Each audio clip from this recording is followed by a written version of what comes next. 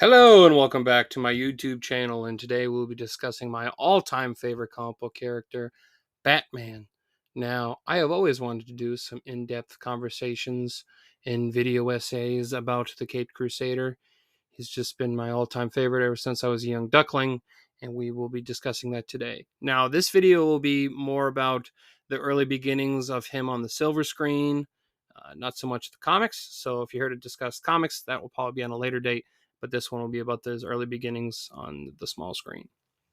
Batman is one of the most iconic fictional characters of all time, but I don't have to tell you that.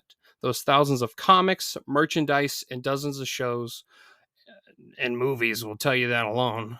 A character that was created by Bill Finger and Bob Kane. He has shaped his genre many times, being the leader of the comic book film genre for almost as long as those have been around. In fact, his first adaptation came out in 1943, being a 15-part series, being directed by Lambert Hiller, and even having Bob Kane as one of the writers for it. Now, when looking that up, I couldn't really find how much input he actually had on the show. He might have just been credited as a writer because he created the character. I don't know how much of the stories of that series he wrote, but he is credited as one, so I would assume he had some more creative say than just being, credited because he's the creator. The very first Batman was played by Lewis Wilson. He played the character only once. Eventually, Batman got himself another series called Batman and Robin in 1949, being much more similar to the previous series, this one being directed by Spencer Gordon Bennett, and once again, Bob Kane is credited as one of the writers for this special. This Batman is played by Robert Lowry, having more of the Playboy millionaire look. So I would say he takes the slight edge over Lewis Wilson, just a little bit. The costumes for these specials are very goofy, and in my opinion, the worst versions of the suit, which probably shouldn't be shocking to anybody because, well, at the time, comic books weren't really that popular, nor were they huge box office successes, and no one took them seriously. So it does not surprise me that movie studios or anyone working on these did not throw a bunch of money at it to get it to this super high standard. Characters like Zorro were much more popular. So, yes. These specials weren't the most popular. It wasn't until Adam West's classic television series that started in January 1966 and went until March 1968 that the character became a household name, even getting a movie during the run of the show, also being released in the summer of 1966, being one of the most popular movies of that summer. Batman and Robin, being played by Adam West and Burt Ward, were huge characters at this point, even having other popular actors in the series play a number of his famous rogues gallery and his allies. Actors like Cesar Romero, Neil Hamilton, Alan Napier, Yvonne Craig, Burgess Meredith, Eartha Kitt, Julie Newmar, Frank Gorshin, Vincent Price, John Aston, and Lee Merriweather. Huge actors of their time, and many playing in other huge properties. So, yeah, it's very easy to see how this is the version that made him the household name, not the previous two. Batman also got two animated series as well after this, those being The Adventures of Batman and The New Adventures of Batman. Whew, those names. I never could have come up with those myself. The second series even had Adam West and Burt Ward return as Batman and Robin, eventually leading up to the Batman film that made the character a box office hit, Batman 1989. Now, I will not be talking about that film in this video because that is the beginning of a huge shift in tone done with the character. Batman was a much more family-friendly character during the Adam West run, although that was pretty common with other comic book heroes on the silver screen. It wasn't very popular for characters to have dark stories because, society was still very much in the nuclear family construct.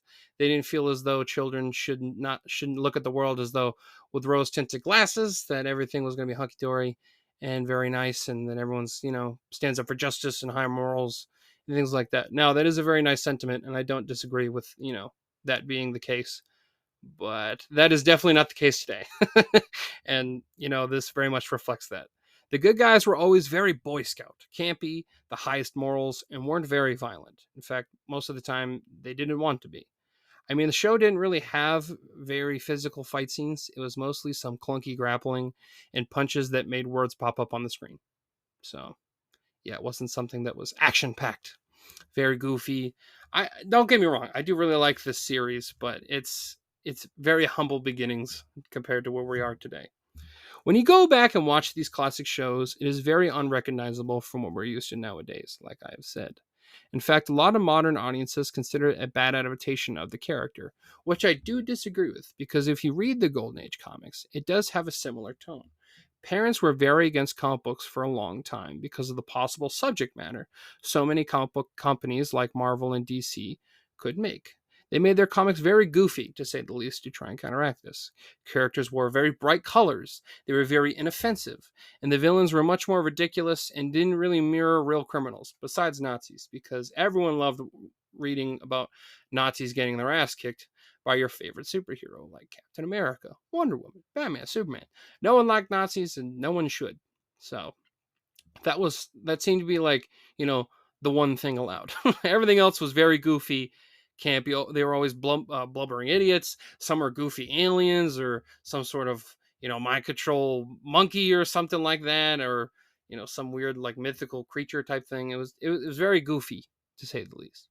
People were much more sensitive to the idea of a man prowling the streets at night and beating psychotic criminals to a bloody pulp. Children shouldn't be subjected to that type of material, which at this time was the biggest section of its readers. Now, I will say that this is not my favorite era of the Cape Crusader. It's pretty fun to go back and see where he started, and it shows how a character like this can be timeless, how he evolves and changes with his audience. I mean, comic books are mostly like adult readers now. The audience that grew up with comics kept reading them into adulthood, so it makes sense that that would stay the same. So as the readers of the comic kept aging, they then matured the comic. So it makes perfect sense that, Batman has now become a much more mature character and much more focused at a teen adult audience than, the younger hokey campy audience that the show originally aimed at.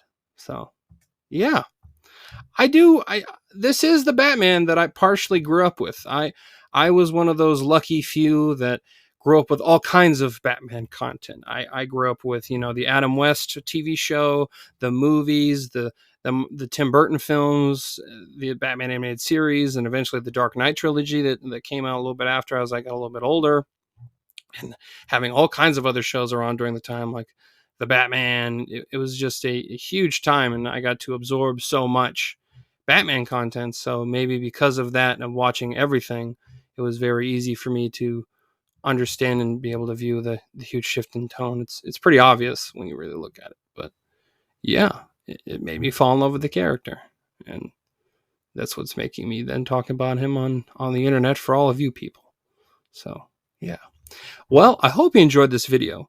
I thought it was very fun, and I will be doing most likely another Batman video soon, because during my busy schedule, this seems to be the one that's easiest for me to write about, because who fucking doesn't love Batman?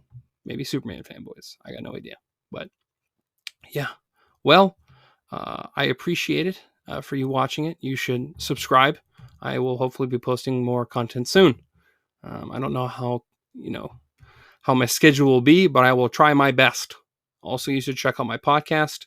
That is where I do more in-depth, isolated reviews of movies, TV shows, and anime. That's where you can find that. I'll give ratings and things like that. More objective. This will be more subjective. It's more based around my opinion. So, yes, thank you. And all of this, all the images shown are not owned by me. They're owned by the companies that own the rights to them. So I will be saying that before I get out of here. They're owned by Warner Brothers, Bob Kane, Bill Finger, DC Studios, Tim Burton. Anyone who owns their intellectual rights belongs to them. These images are not my own. So thank you. And I hope you have a fantastic day, my friend.